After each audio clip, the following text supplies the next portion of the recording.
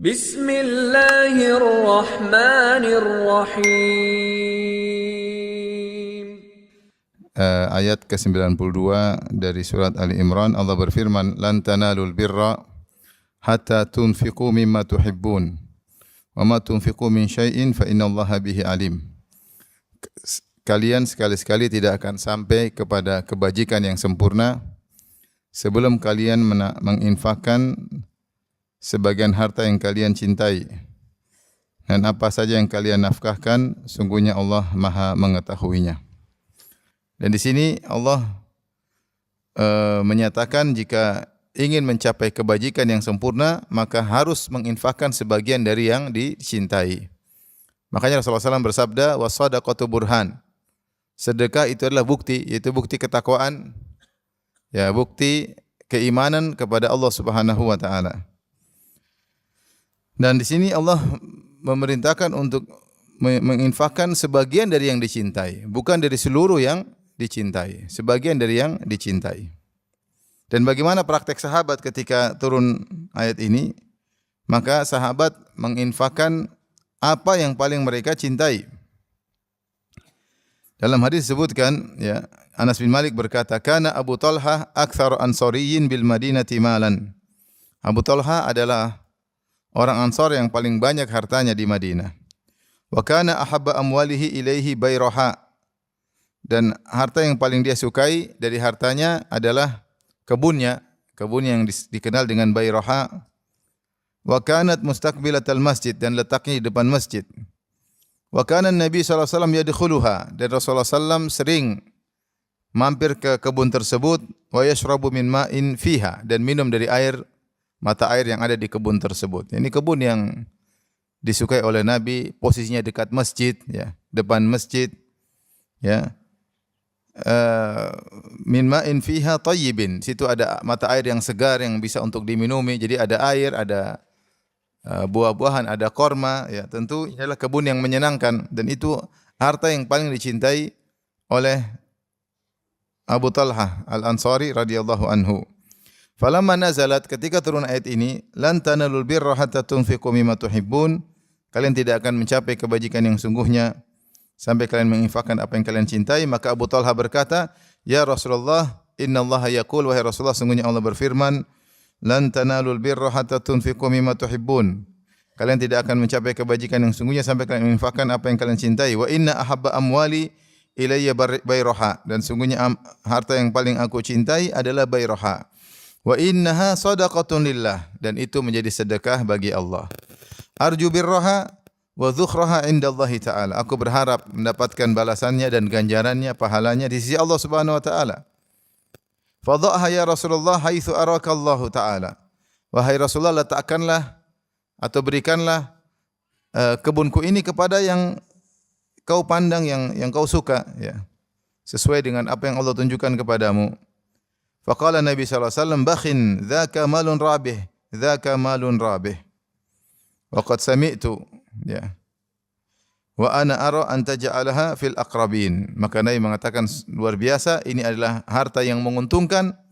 Inilah harta yang menguntungkan, yaitu karena Abu Talha menjadikan kebunnya sebagai wakaf. Wa qad sami'tu wa ana ara, dan menurutku, kata Nabi sallallahu alaihi wasallam, "an taj'alaha fil aqrabin." Engkau menjadikannya wakaf bagi karib kerabatmu. Kata Abu Talha, "Af'alu ya Rasulullah." Faqasamah Abu Talha fi aqaribihi wa bani ammihi. Maka Abu Talha membagi-baginya kepada kerabat-kerabatnya dan sepupu-sepupunya. Ini dalil bahwasanya sahabat begitu cepat menjalankan perintah Allah Subhanahu wa taala. Karena Anas bin Malik berkata, ya, falamma nazalat, ketika turun ayat ini, langsung mereka berusaha mempraktekkan. Dan di antara yang praktekkan adalah Abu Talha. Dia langsung mencari hartanya yang paling dia cintai, kemudian dia sedekahkan di jalan Allah Subhanahu wa taala. Dan itu juga dilakukan oleh Umar bin Khattab radhiyallahu anhu. Wa fi sahihain, dalam Sahih Bukhari, Sahih Muslim, anna Umar radhiyallahu anhu qala, Umar berkata, "Ya Rasulullah, lam usib malan qat huwa anfasu indi min sahmi alladhi huwa bi Khaybar." Ya Rasulullah, aku tidak pernah mendapatkan harta yang paling bernilai di sisiku seperti jatahku yang ada di Khaybar. Yaitu karena beliau ikut perang Khaybar, maka dapat jatah ghanimah, di antaranya ada tanah, kebun yang ada di Khaybar. Dan itu yang paling aku sukai dari harta-hartaku. Ya, dulu orang pemilik kebun kaya raya, ya. Sekarang masih kaya enggak orang pemilik kebun? Masih, ya. Tergantung kebun apa dulu. Kebun emas. Jadi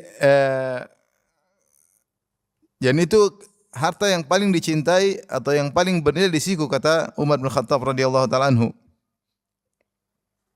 Fama ta'muruni bihi, maka apa yang kau perintahkan kepadaku terkait dengan hartaku ini? Qala habbisil asal wa sabbilith thamrah. Kata Nabi sallallahu alaihi wasallam, tahan asalnya dan sedekahkan hasilnya. Itu wakaf ya. Kalau tadi Abu Talha wallahu alam wakaf atau tidak, tapi kalau Umar ini jelas wakaf. Kata Nabi sallallahu alaihi wasallam, habbisil asal, tahan asalnya itu diwakaf, ya. Serahkan kepada Allah Subhanahu wa taala. Adapun samarahnya sabbil, yaitu jadikanlah di jalan Allah Subhanahu wa taala. Yaitu sedekahkan. Yang disebut dengan wakaf. Maka lihat di sini juga Umar bin Khattab radhiyallahu taala anhu ketika ingin wakaf atau ingin bersedekah, maka dia memilih harta yang paling dia cintai. Demikian juga diikuti oleh putranya Abdullah bin Umar. Abdullah bin Umar radhiyallahu anhuma berkata, hadaratni hadhil ayah.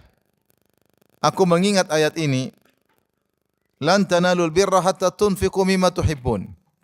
Kalian tidak akan meraih kebajikan yang sungguhnya sampai kalian menginfakkan apa yang kalian cintai. Maka aku mengingat, fadzakartu ma a'tani Allah. Aku mengingat kembali anugerah-anugerah harta-harta yang Allah berikan kepadaku. Apa saja asetku, yaitu aku mengingat asetku, apa saja asetku. Di screening apa saja asetku. Falam ajid syai'an ahabba ilayya min jariyatin rumiyah. Ternyata harta yang paling aku cintai adalah budak wanita Romawi. Ya, maksudnya budak cantik yang sangat dia cintai, ya. Fakultu, maka aku berkata, hiya hurratun liwajihillah. Maka budak Romawi tersebut, budak bule ini, ya. Aku merdekakan karena Allah Subhanahu wa taala. Falau anni a'udu fi syai'in ja'altu lillah lanakahtu. Kalau saya boleh membatalkan apa yang sudah aku sedekahkan di jalan Allah, saya akan batalkan ini. Dan saya akan nikahi budak wanita tersebut. Ya, tetapi aku tidak menikahinya, bahkan aku merdekakan karena Allah Subhanahu wa taala. Karena mengamalkan ayat ini, lan tanalul birra hatta tunfiqu mimma tuhibbun. Kalian tidak akan mencapai kebajikan sampai kalian menginfakkan apa yang kalian cintai. Oleh karenanya, sedekah yang terbaik adalah seorang menginfakkan apa yang dia cintai, ya. Menginfakkan apa yang dia cintai. Dalam Al-Quran Allah sering sebutkan, ya, tentang menginfakkan apa yang seorang cintai, seperti ketika Allah Subhanahu wa taala sebut tentang walakinnal birra man amana billahi wal yaumil akhir wal malaikati wal kitabi wan nabiyyin wa atal mala ala hubbihi dzawil qurba. Akan tapi kebajikan yang sungguhnya dalam surat Al-Baqarah, man amana billah wal yaumil akhir wal malaikati wal kitabi wan nabiyyin, beriman kepada Allah, kepada hari akhirat, kepada kitab-kitab dan kepada para nabi. Kemudian kata Allah, wa atal mala ala hubbihi dzawil qurba wal yatama wal masakin wa ibnas sabil wasail wa fir riqab. Yaitu orang yang menginfakkan harta yang dia cintai, wa atal mala ala hubbihi, padahal dia mencintai harta tersebut namun dia infakkan. Kepada siapa? Kepada karib kerabat, kepada orang miskin, kemudian yang lainnya, ibnas sabil dan yang lainnya. Jadi kata Allah, wa atal mala ala hubbihi dzawil qurba wal yatama wal masakin wa ibnas sabil.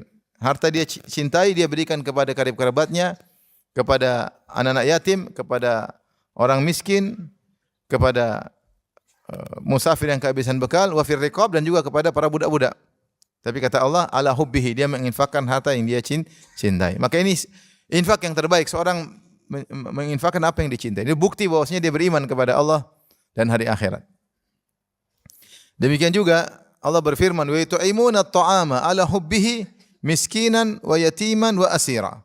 Dan mereka para penghuni surga itu ketika di dunia Wa yut'imuna ta'ama, mereka memberikan makanan ala hubbihi, padahal mereka suka dengan makanan tersebut. Ya. Dzawil qurba, miskin wa yatima wa asira, kepada miskin, kepada anak yatim, kepada tawanan. Ya. Makanya di antara perbuatan para sahabat ketika perang Badar, sebagian mereka menerapkan ayat ini. Dia ada roti dan dia ada korma, dia kasih tawanan, roti dia kasih tawanan, dia makan korma. Dan tawannya sampai kikuk karena enggak enak ya. Saya ditawan, kafir, yang menawan orang muslim, ketika ada makanan, ada korma, ada roti, saya dikasih roti, dia makan korma. Enakan mana, korma atau roti? Roti lah. Kenapa? Dia suka roti tersebut dan dia berikan kepada tawanan. Karena Allah mengatakan dalam ayat ini, wa yut'imuna ta'ama ala hubbihi miskinan wa yatima wa asira. Mereka menginfakkan atau memberikan makanan yang mereka cintai kepada miskin, kepada yatim, kepada tawanan. Itu sebab orang tawanan dulu masuk Islam, melihat bagaimana kemuliaan orang-orang Islam. Ini salah satu bentuk sedekah yang terbaik, yaitu yang disukai oleh jiwa. Ya, disukai oleh jiwa ya. Sebagai bukti bahwasanya iman benar. Syekh Sa'di rahimahullah dalam tafsirnya menyebutkan, fayadkhulu fi dzalika infaqu nafa'isil amwal. Di antara kandungan ayat ini, yaitu mimma tuhibbun, berinfak dengan apa yang kalian cintai, di antaranya adalah berinfak dengan harta-harta yang terbaik, yang mulia ya. Kalau kasih beras yang bagus, bukan beras mau rusak ya. Kalau mau kasih ikan yang bagus, bukan ikan yang mau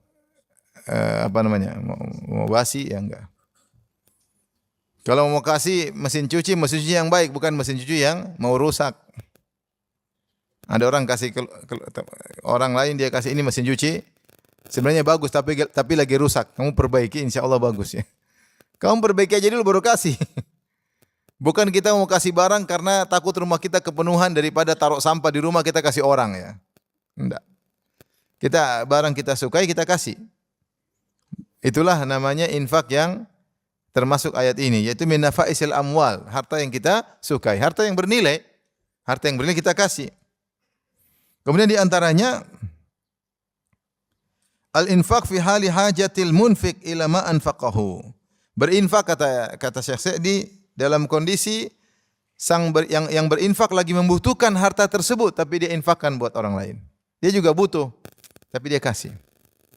Ya, ini seperti yang Allah sebutkan tentang kaum Ansar. Kata Allah Subhanahu wa taala, "Walladzina tabawwa'u ad-dar wal imana min qablihim yuhibbuna man hajara ilaihim wa la yajiduna fi suhurihim hajatan mimma utu wa yu'thiruna 'ala anfusihim walau kana bihim khasasah." Mereka mendahulukan kaum muhajirin daripada diri mereka sendiri, padahal mereka dalam kondisi butuh, mereka dalam kondisi perlu. Ini di antara infak yang mulia ya. Dia juga butuh, tapi sudahlah, enggak apa-apa, buat yang lain saya bisa cari lagi ya. Dia bisa cari lagi sehingga dia mendahulukan orang lain karena orang tersebut lagi butuh, dia juga butuh, tapi ini kebutuhannya lebih mendesak, mending saya kasih orang tersebut. Ini juga infak luar biasa. Allah Maha tahu. Kemudian di antaranya wal infaqu fi halis sihah. Berinfak dalam kondisi sehat. Ketika Rasulullah SAW ditanya tentang sedekah yang paling afdal, Rasulullah mengatakan afdalus sadaqah anta tasaddaq wa anta sahihun syahihun ta'mal ghina wa takhshal faqr. Fala tumhil, kata Nabi SAW ketika ditanya sedekah yang terbaik, kata Rasulullah SAW, sedekah terbaik engkau dalam kondisi sehat. Sehat tapi kau lagi pelit, pingin pegang uang lagi enggak pingin dikeluarin, lagi pelit ya. Ta'malul ghina, kau lagi pingin nambah duit, lagi pingin kumpulin duit. Wa takhshal faqr, sementara kau juga takut kekurangan. Jika berkumpul pada engkau seperti itu, kau bersedekah, itu sedekah yang terbaik. Beda kalau sudah mau mati, banyak sedekah. Aduh, besok kata dokter kau 3 hari lagi mati, udah semua sedekahin. Ternyata enggak jadi mati, menyesal. Karena kalau orang udah mati dia enggak mikir dunia, mikir apa? Akhirat. Tetapi sedekah yang terbaik bukan ketika kau mau mati. Ketika kau lagi gandrung dengan dunia, kau lagi pingin cari dunia, lagi pingin duit lebih banyak, lagi nahan-nahan harta, pengen jadikan modal, ya. Kemudian takut jangan-jangan nanti ke depan gimana, bulan depan enggak tahu, ya. Takhsyal faqr. Ya. Saat itu kau infak, maka ini infak yang terbaik. Infak yang terbaik. Ini kata Syekh Sa'di rahimahullah taala masuk dalam ayat yang sedang kita bahas.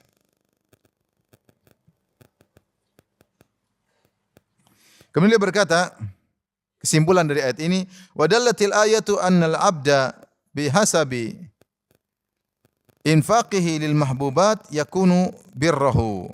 Ayat ini menunjukkan sesuai dengan kadar kecintaan seorang terhadap hamba kepada harta yang dia infakkan, maka itulah kadar pahalanya. Semakin dia cinta kepada harta tersebut, semakin tinggi pahalanya. Wa annahu yanqusu min birrihi bihasabi ma naqasa min dzalik. Dan akan berkurang pahalanya sesuai dengan kadar kurangnya cintanya kepada harta tersebut. Kalau tersebut semakin tidak dia butuhkan, dia infakkan, tetap dapat pahala. Tapi pahalanya kurang. Setelah itu Allah berfirman, wa ma tunfiqu min syai'in fa innallaha bihi alim. Apapun yang kalian infakkan, apapun min syai'in itu di sini menunjukkan keumuman. Wa ma tunfiqu min syai'in, apapun yang kalian infakkan, fa innallaha bihi alim, maka Allah mengetahui, ya. Maka Allah mengetahui, ya. Ini menunjukkan apa? Mutlak, apapun mutlak. Apapun yang kalian infakkan, maka Allah Maha mengetahui. Di sini disebut, ada yang menafsirkan bahwasanya terkadang yang kalian infakkan mungkin sedikit, tapi ternyata di sisi Allah besar.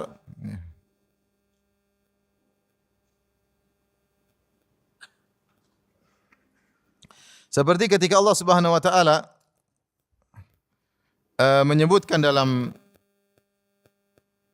surat At-Taubah, ya, ayat 79, Allah menyebutkan sebagian kaum mukminin hanya bisa berinfak sedikit.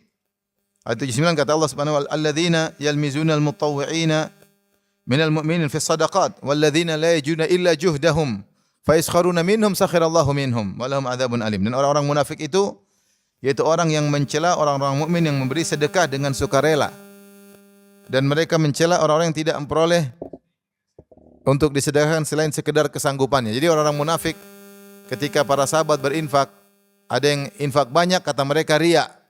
Ada yang berinfak sedikit kata dia Allah tidak butuh dengan infak sedikit, mereka ngejek. Dan ada sebagian kaum mukmin kata Allah walladzina la yajiduna illa juhdahum, dan mereka hanya berinfak sedikit saja. Fa yaskharuna minhum, maka orang munafik mengejek mereka. Ini meskipun sedikit tapi ternyata itu kemampuannya. Maka Allah mengatakan fa innallaha bihi alim, Allah Maha mengetahui. Meskipun itu sedikit tapi sangat dicintai. Jadi sesuatu yang dicintai tidak mesti harus besar. Terkadang sedikit tapi ditinjau dari keberadaan dia, ini sangat dia cintai. Ya. Mungkin ada orang menginfak harta misalnya cuma sedikit 1 juta, tapi itu banyak bagi dia. Ternyata harta dia di rumah cuma 2 juta misalnya, cuma 3 juta, dia infak 1 juta sudah setengah harta atau sepertiga harta. Maka Allah Maha mengetahui. Ya. Mungkin di pandangan orang sedikit, tapi di sisi Allah besar. Fa innallaha bihi alim, karena Allah tahu itu kemampuannya. Maka datang dalam satu hadis kata Rasulullah SAW, sabaqa dirhamun mi'ata alfi dirhamin. Sungguh sekeping dirham mengungguli 100.000 dirham. Kok bisa demikian? Seorang datang, dia mendapati 2 keping dirham dia, maka dia memilih yang terbaik di antara 2 keping tersebut. Karena dulu dirham benar-benar terbuat dari perak. Dan dia lihat ada 2 keping perak, mana yang terbaik, dia ambil. Meskipun nama-nama sama-sama 1 dirham, tapi karena lebih baik, mungkin lebih baru, maka dia infakkan. Yang satu dia punya harta banyak, dia ambil 100.000 dirham, dia infakkan. Kata Nabi, yang pertama lebih menang daripada yang kedua. Kenapa? Karena yang pertama ini dia infakkan 50% lebih hartanya. 1 dirham, tapi karena kepingan logamnya lebih baik, mungkin lebih bernilai. Minimal dia berinfak 50% hartanya. Memang sedikit, tapi sangat dia cintai, karena harta dia cuma 2 dirham. Jadi maksud saya, bukan berarti seorang menginfak harus tunggu duit banyak. Ya semua yang dia suka, ini saya suka, tapi ya subhanallah. Ya. Kadang orang miskin berinfak kepada miskin yang lain. Ada miskin kelaparan, dia punya makanan, dia bagi dua, sama-sama lapar. Tapi ini sangat bernilai di sisi Allah Subhanahu wa taala karena itu makanan yang sangat dia cintai. Ini tafsiran disebutkan oleh Thahir bin Asyur bahwasanya bisa jadi sesuatu yang dicintai tersebut mungkin kurang bernilai di mata orang lain, tapi di mata sang perinfak yang berinfak sangat besar dan di Allah juga tahu, makanya Allah mengatakan fa innallaha bihi alim. Allah mengetahui itu bernilai. Tafsir yang lain disebutkan oleh Sa'di bahwasanya firman Allah wa ma tunfiqu min syai'in fa innallaha bihi alim, maksudnya bukan berarti ini ihtiraz untuk memperbaiki mungkin kesalahpahaman dari ayat ini. Kalau Allah mengatakan lan tanalul birra hatta tunfiqu mimma tuhibbun, kalian tidak akan mencapai kebajikan yang sungguh sampai kalian menginfakkan apa yang kalian cintai. Berarti seakan-akan dipahami kalau tidak kita cintai tidak usah diinfakkan. Enggak. Ternyata meskipun tidak kita cintai juga boleh berinfak, tapi pahalanya lebih kecil. Barang-barang enggak dipakai di rumah, ya sudah kasih orang mungkin dimanfaatkan. Kita enggak cinta juga, kita juga enggak suka. Ya daripada kita buang, mending kita bagi-bagi kepada yang bisa mengambil ya. Lebih bagus kita belikan baru kita infakkan, lebih bagus ya. Tapi kalau kita lagi pelit ya sudah bagi-bagi yang yang ada ya. Ada kawan di Madinah ya, saya kenal kawan itu. Dia pergi ke penjual AC, dia pengen beli AC untuk rumah sewa, dia pengen beli AC. Ketemu dengan orang Arab, tanya, kamu siapa? Lagi cari apa? AC. Terus, oh di mana? Belajar. Dia milih AC. Setelah milih AC, bayar, kata penjualnya sudah dibayar sama orang tadi. Subhanallah. Dia tidak kenal sebelumnya, cuma tanya, pastikan kamu siapa? Penuntut ilmu, udah dibayarin, selesai. Subhanallah. Bukan AC bekas, suruh perbaiki dulu.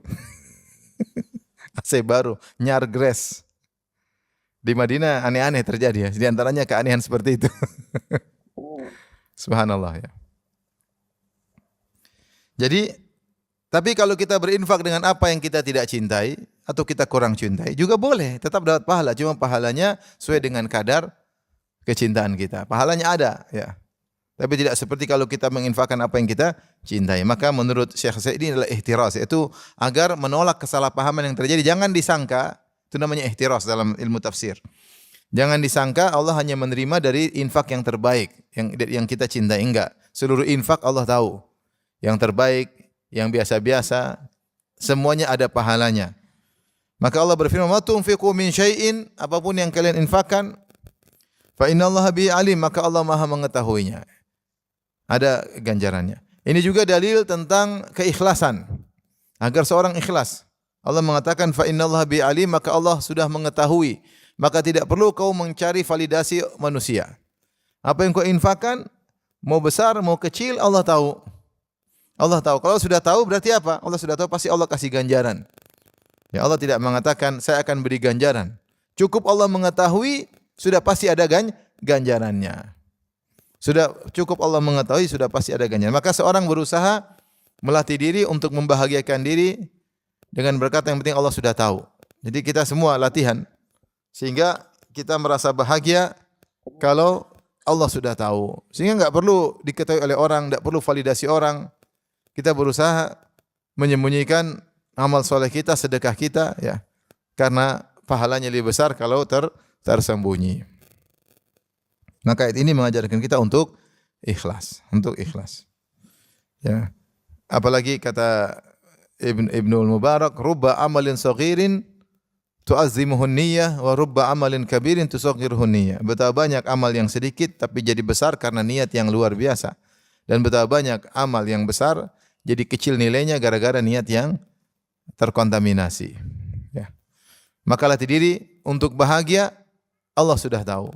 Tidak perlu validasi orang lain. Kalau hati menggelitik agar kita cerita, agar orang lain tahu, sudah kita lawan.